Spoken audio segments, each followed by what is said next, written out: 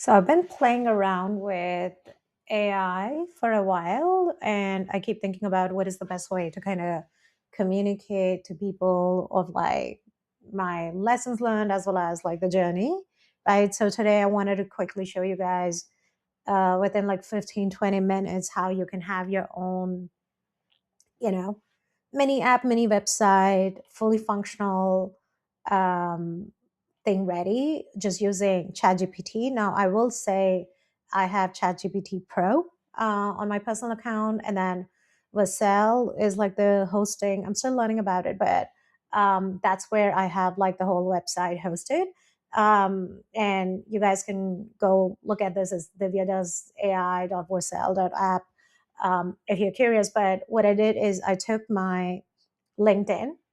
Um, so I want to take you back to like what I did with ChatGPT. I just said, hey, these are all of like my LinkedIn screenshots of like the projects, the certifications, everything that I have. I want you to go ahead and like build me a HTML prototype telling my professional story. That's it. Right. And it kind of gave me something. And I was like, hey, can you also like pull my. So when I asked it to do it, it just like gave me this. And I was like, oh, this is good, but can I replace it with my name, with my image?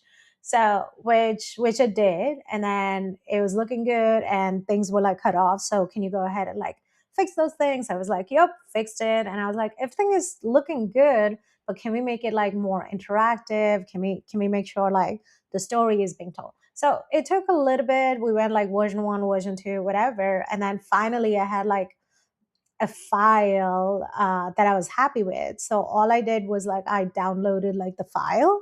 So you just download it, it's HTML file, and then you can like just like open it, right? And this is what it is. But a lot of times when you're building prototypes, when you have ideas, things you want to share with somebody else.